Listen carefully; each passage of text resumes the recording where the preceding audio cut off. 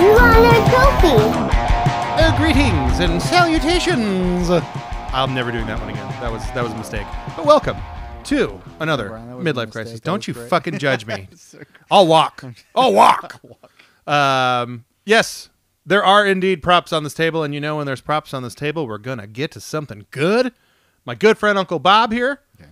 What are we talking about? I today? can't not You can't. touch this Okay, anymore. here we go. This is I'm Show it to this the is people. such a genuine reaction to like It's gold. yeah. It's beautiful and gold. This is why gold as a currency and as a value transcends cultures and history. Eras and all Almost kinds. every culture in the world has used gold as a currency at some point. Because it's so shiny. It's shiny rocks in the ground are great. So we are indeed talking about 8-bit Zelda today. I'll hand it over to my guy here when for the main thesis of this episode. But yes, we are talking about Zelda again because I mean, come on, look, it's freaking Zelda.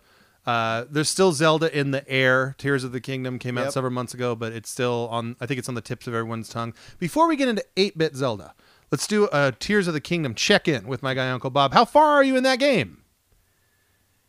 There we go. That's exactly how I thought of it. So now I have finished Zelda. I think we already talked about it. I on a previous episode I talked about what I thought about it, all that good stuff. Yeah. I will say this on this show for the people: you not playing that game. I'm not going to sit here and say it's like that's a good idea or anything like that because that's foolish. But I will say I understand you not playing that game or not carving out the time necessary to play that game. Because at the end of the day, like I own it. So Yeah. why would you ever pay for a game and not play it? I mean, yeah, who does that? Who does that? It's like everyone with their Steam Yeah, libraries. everyone ever who's in this fucking ridiculous hobby. So Zelda on the brain. Are talking about the original. I'm going to throw it to you now, and let's get the thesis out there specifically. The thesis of the episode is this, and I thought about this when all the hoopla for the new Zelda game started. And originally, people were saying maybe it's the best game ever, one of the best games ever. Yeah. Then it was like, is it the best Zelda ever? The reviews are the earliest reviews are sort of reflecting that. It's kind of tampered down a little bit, and then your comments I think are probably the most accurate I've heard on the game itself, even though I still haven't played it. But it made me think all these years back to the original 8-bit Zelda. And I have a particular frustration, and I want to get it out in this episode, and we'll just sort through it, which is this. Most people, when they talk about the best Zeldas ever, they will talk about Breath of the Wild. You'll hear about that. And they might talk about Ocarina of Time. Ocarina of Time comes up quite a bit, and that was the undisputed number one for many, many years, although I even think it's starting to fade a little bit. But then they'll talk about the Super Nintendo one, Link to the Past. Link to the Past, yep. Nobody ever talks about the original 8-bit game. And I'm not. This episode is not about me saying it's the best Zelda ever. Okay, so I want to. Okay. I'm not planting my flag. Because I was gonna think you were gonna say that, and then I was gonna chew it up like a great white shark. But continue.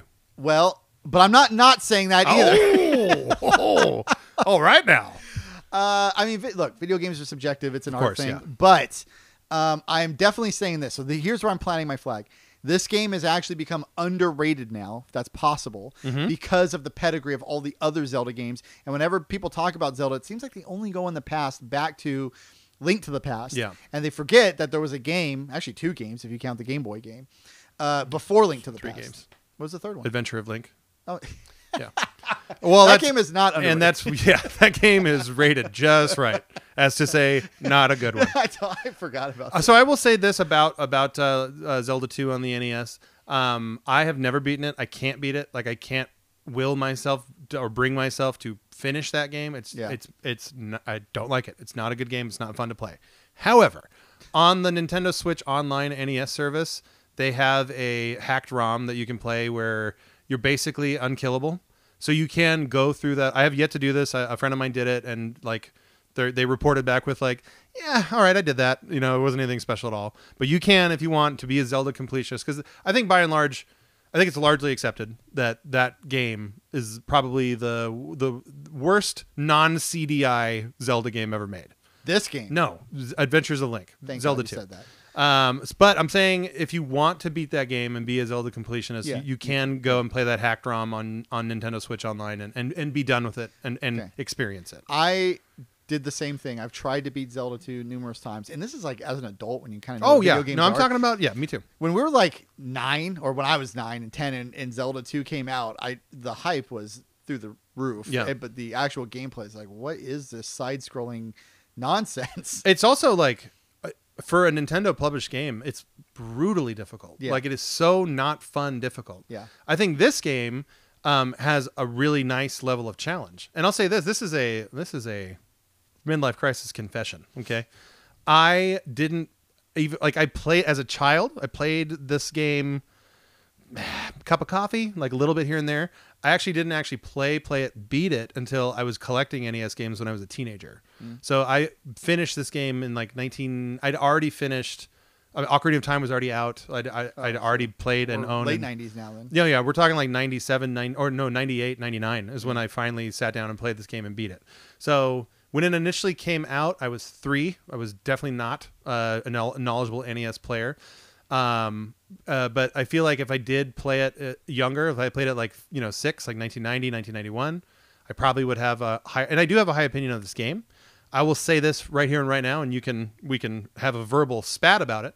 I don't think this is the best NES game. I don't think it's. I think it's probably in the top 10, but on the lower side for me, my taste. Because here's the thing, and I've revealed this on other podcasts that I've participated in. But by and large, even though I own an NES, so this is how my history of video games goes. I was given a 2600 as a hand-me-down, loved it, played Moon Patrol and Freeway all the time. That's great. Then went to a Super Nintendo. I got a Super Nintendo so early on that it was kind of lonely. Like none of my friends had a Super Nintendo; they all had NES. So I did this thing where I was kind of tired of being left on the outside. And this is back at a time where you could like exchange fucking anything from a store for any length of time and they would give you your money back. So I exchanged my Super Nintendo for a pair of Air Jordans and an NES that came with Mario 3. How do I not know this story? Yeah, it's a good one. Oh It's a my solid one. God. So I got into the NES like real late. 1991 is when I really got into the NES. Yeah. And my favorite games there, I love Bucky O'Hare. It's my all-time favorite NES game. It's a super late release Konami game. Yeah. If you want to buy it today, it's like $8,000 because every NES game that's a late release is super expensive. But by and large, the NES is not. It's just not a system I give that much of a shit about. Like I have my core. Now, obviously, through time and being a video game dork, I've played tons and tons of NES over the years. But I would say somewhere between 25 and 50 NES games are what I would consider great games that I go back to and love. And there's like 800 of them, I think. Oh yeah. And if you're talking about the fan, because I consider I'm a globalist. I play video games from all over the world. But I consider the whole. I killed him. I killed Robbie with that. But I'm such an easy mark. Yeah, for you are. that You one. are. You're like I'm Howard and you're Robin, baby. And this is going to be an age thing for sure because you're 4 years older than I am. Yeah, and that makes a difference here. It does make a big difference here. Yeah. The NES is not. It's just not one of my favorite consoles of all time. Like it's. I would put it in a top 10 for sure. Yeah. But it's not my top 5. Nowhere close to it. All of that I think is okay. When I've gone back and looked at the NES for the phenomenon that it was. Yeah. And actually like compared to the Sega Master System, it's like, well, this actually, it didn't, I understand why it was the phenomenon, but just in terms of like the gameplay, the sophistication of games, and then just the trash versus the treasure on the system. Yeah. The ratio is really not that great. And certainly the Super NES, like just far eclipsed it, which is amazing because the Super NES sold like one half of what the regular NES sold. Yeah. So I don't have a problem with any of that. However, I do think that this Zelda game is just I want to say diamond in the rough, but I think it's far and away the best game on the system, and it's not really that close. But well, hold on, I want to jump in here. And look, opinions are opinions, subjective, all that stuff. But like you, as far as I've known you. You've never been what we call a retro gamer. So you don't do a lot of exploring of libraries. Yeah.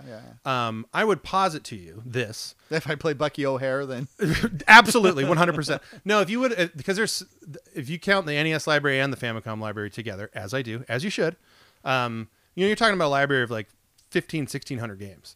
So within there's something that you haven't played that you would maybe play that would maybe make you rethink what you just said. Maybe. Certainly possible that I'm all the way wrong, and you will be right about this. I'll be right just to spite you. Just to spite me, yes. Yeah. But it is by no means is it a controversial. What you just said is not at all controversial. There's a lot of people that say that this is the best NES game. Like, yeah, easily. Well, I mean, there's a handful that compete with it. So people say like the original Super Mario Brothers. Yeah. Or you might get your Metroids. That gets mentioned sure. sometimes. Maybe people say Castlevania. I don't know. Dude, fucking look, Castlevania. Well, it's a bit of an apples oranges here, but Castlevania, the original Castlevania, and Castlevania 3, not Simon's Quest. I don't like Simon's Quest. I know people love that game, but I think they grew up with it, and that's why they love it, because it's such an obtuse fucking just a brutal maze of a video game. Anyway, those games, like the Konami stuff on NES, like I put that in such a high regard. Contra, all that stuff, like those are excellent games. I'll still play and have a great time playing Contra today. I'll say right now that I think Contra's better than this game. Yeah, you're off the reservation, Brian. You're off the Okay, but that's enough bird walking. I'm gonna bring it back to you so you can gush over this thing. The thing that was the most impressive, and so when I get this game, I got it, I think the month it came out in the US, which is like a year after it came out in Japan. Right. And at the time, well, so first of all, it's got a gold. It just I wanted to take it out of its sleeve so that we can appreciate its goldness. So I'm like 7 or 8 years old. Right. Okay. And we really shouldn't like put too much stock into the marketing of a video game or the aesthetic, the exterior aesthetic of a video game, especially in 1987. Definitely. Like they didn't really know how to sell these things back then. I can't even remember what made me want it. It may have been just the fact that it was in gold. I can't remember what magazine I read it in. I'm saying this now straight up. I think that because no one knew what Zelda was before it came out.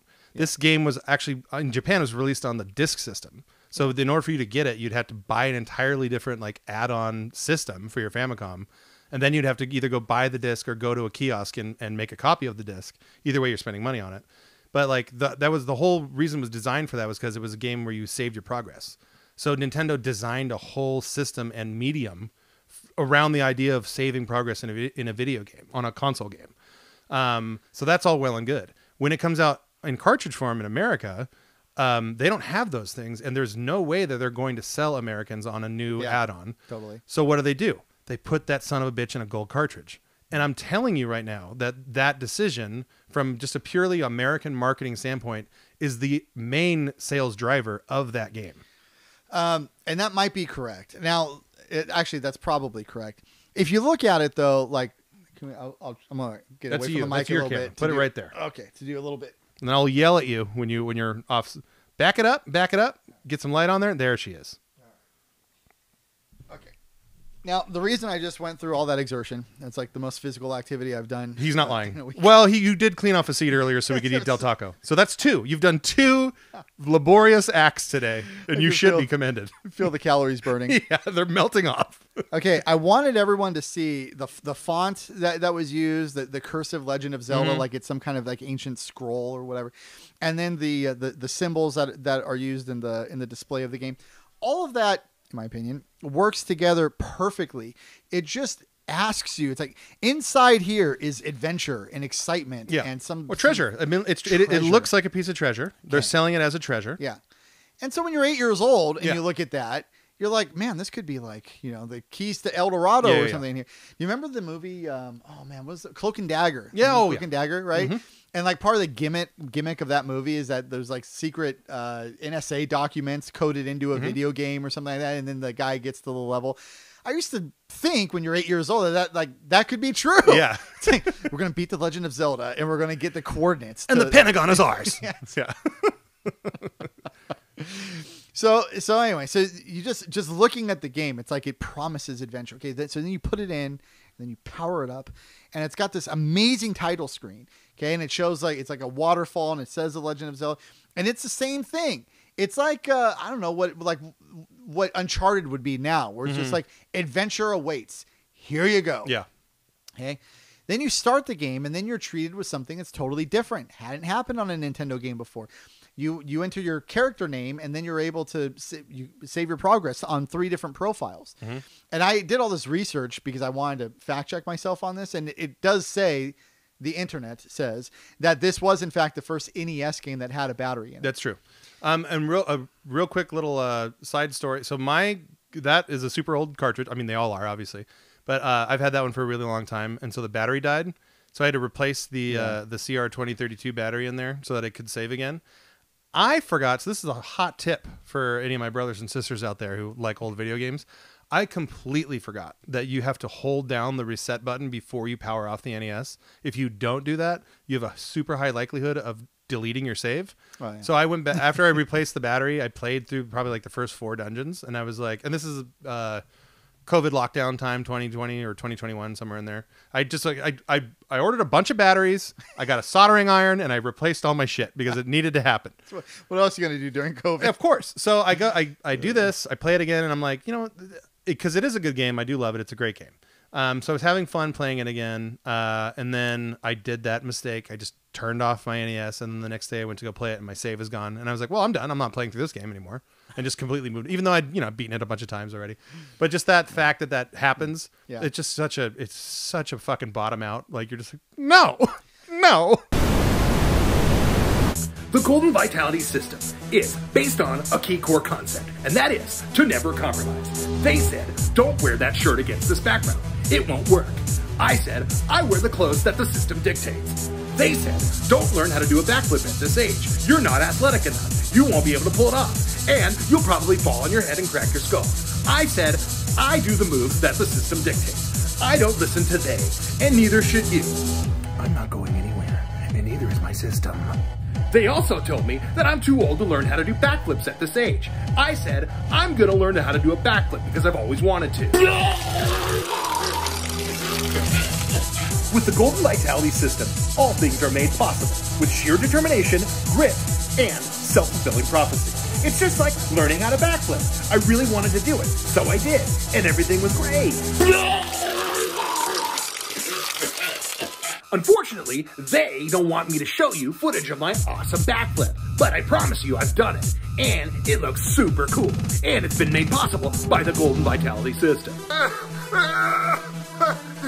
The Golden Vitality system can help with financial problems, with marital problems, and other relationship problems, and it can help with athletic problems, such as if you wanted to learn how to backflip. The Golden Vitality system can support you in this endeavor. Trust me.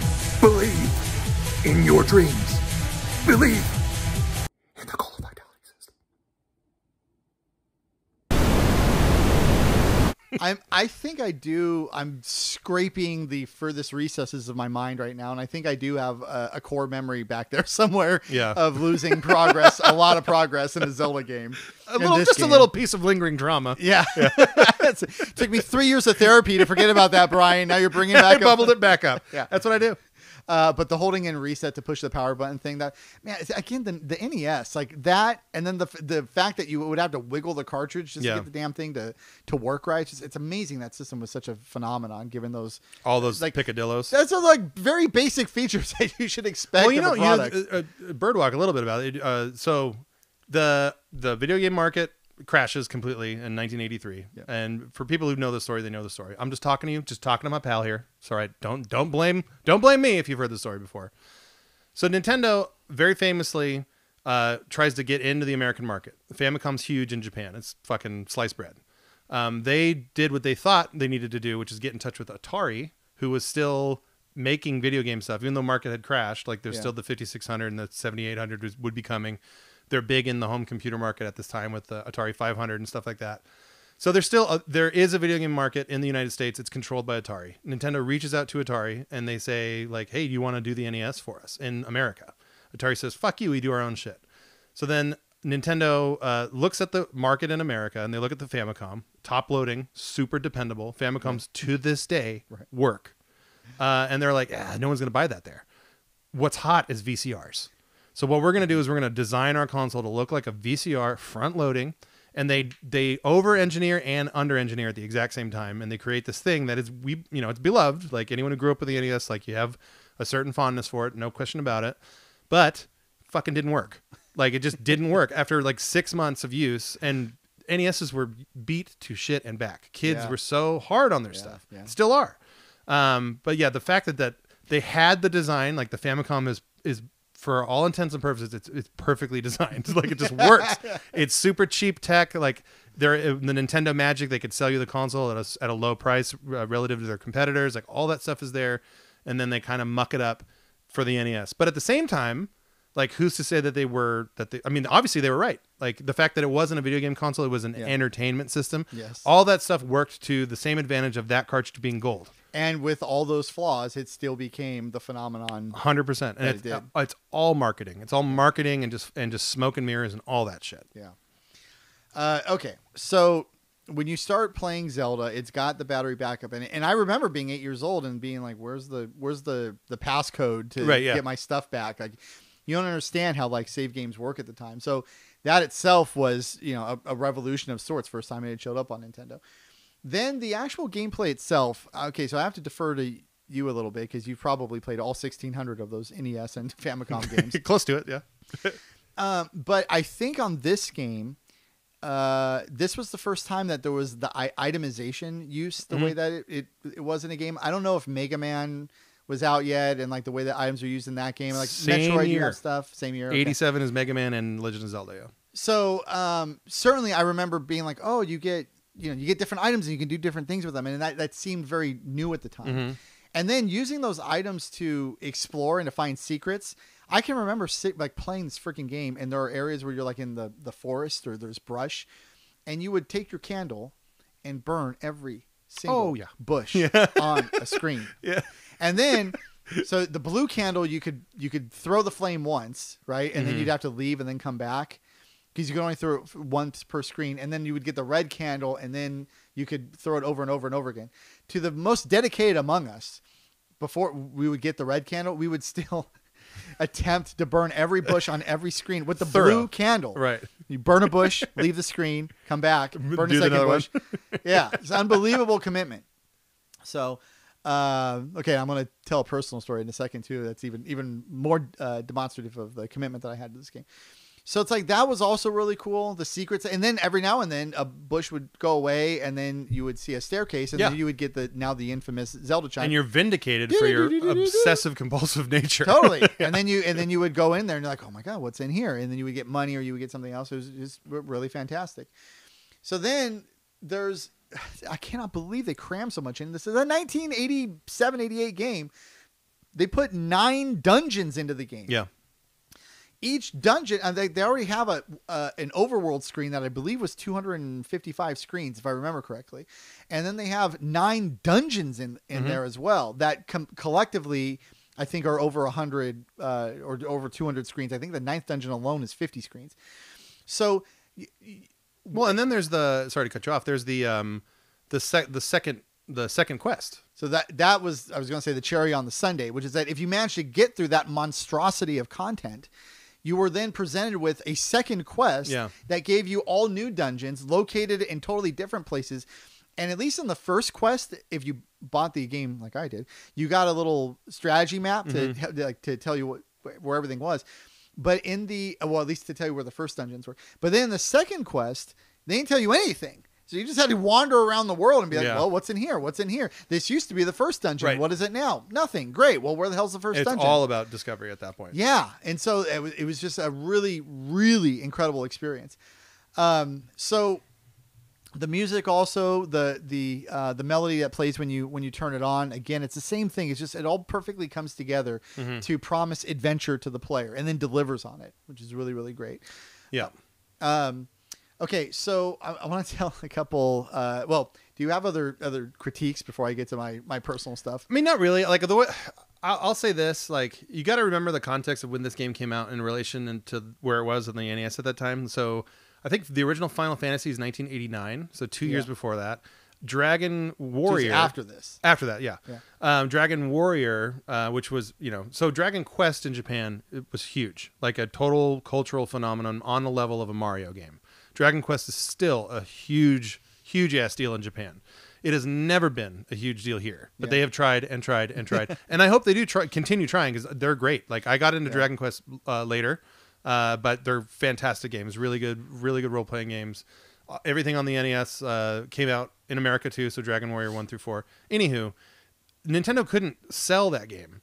So they had to give it away most people who played NES back in the day, they got Dragon Warrior because they subscribed to Nintendo Power. It was the freebie. They gave you this free game for subscribing to Nintendo Power.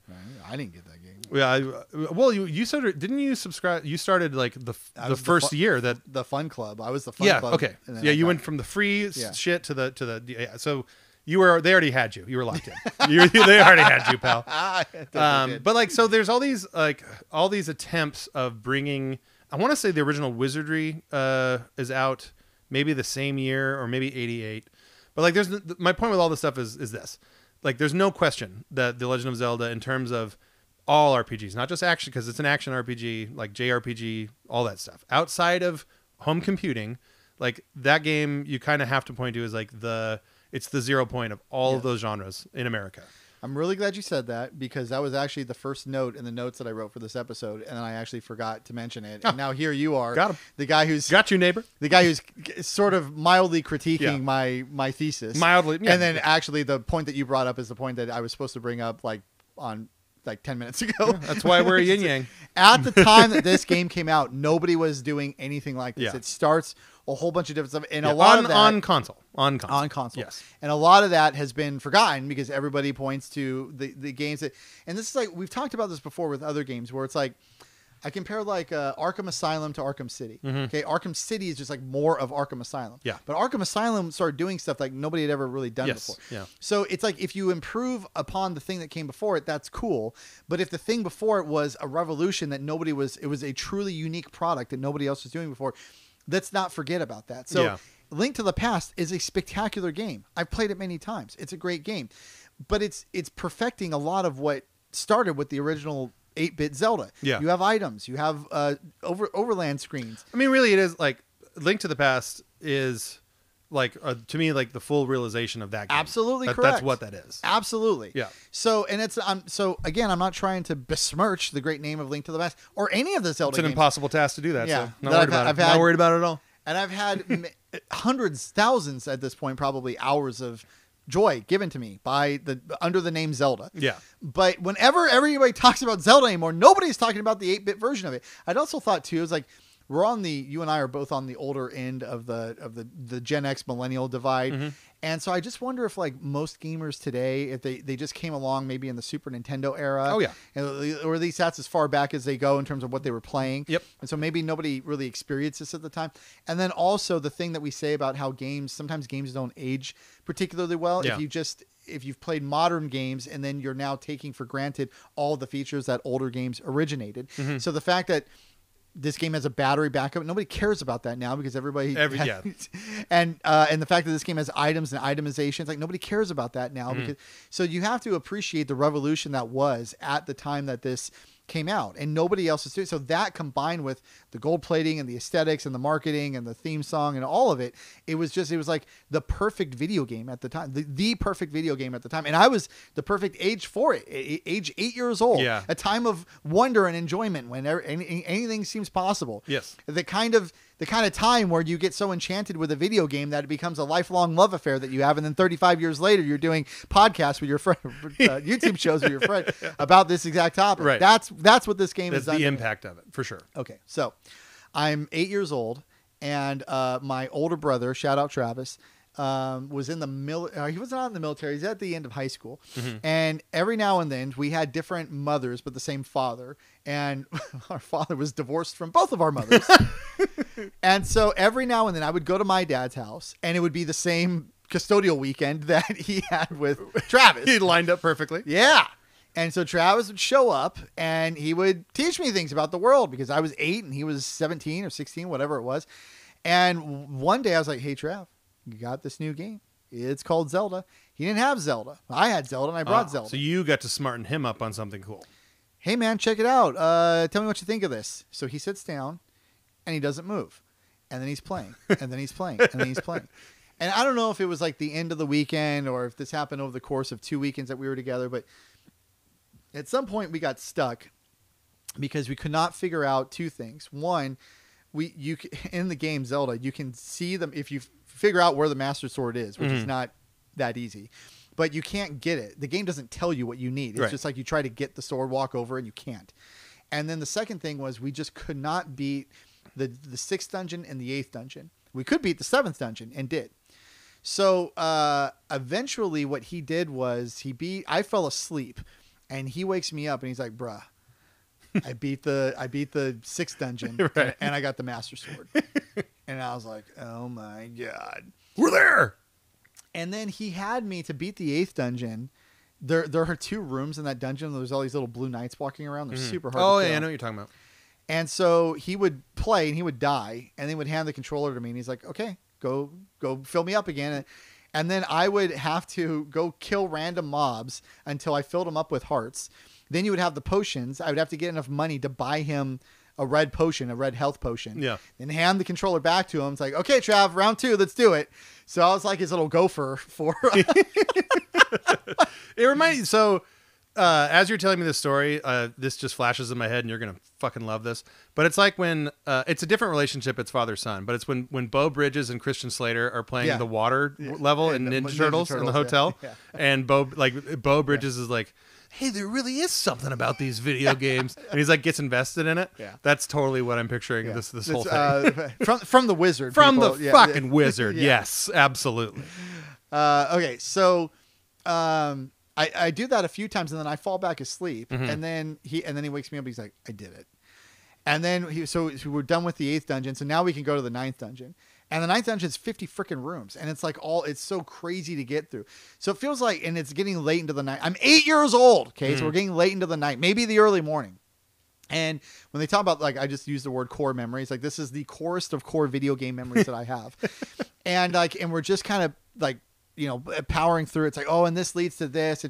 And then we get to Ganon. And I don't know if he killed him on the first try or maybe it was the second try, but he killed Ganon at a time when there was like black magic fuckery that I was like, I can't believe you did it. And I saw the end of the game. Right. And then, he goes to the next room and then rescues Zelda.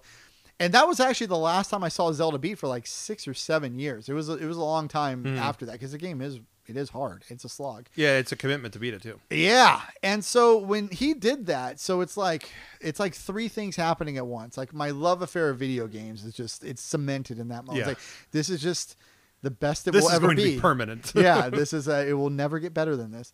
And I want to feel like this all the time. And video games have made me feel that way. Just like crack cocaine, Robbie. And on crack cocaine, let's take a pause here. We're gonna come back part 2, do more Zelda talk. I love that cute story and especially me casting you as Christian Slater, which I frequently do. I always fashion myself a young Christian Slater. So real quick side story. And now an old Christian Slater. I bootlegged Gleaming the Cube on a VHS. So good. It holds up. It totally holds up. So stay tuned for another episode. We're just going to talk about Gleaming the Cube. The cube talk. Yeah. He builds that badass skateboard at the end and then uses Dude, it. it's got for like, diamond plate on it. It's so cool. It's so cool.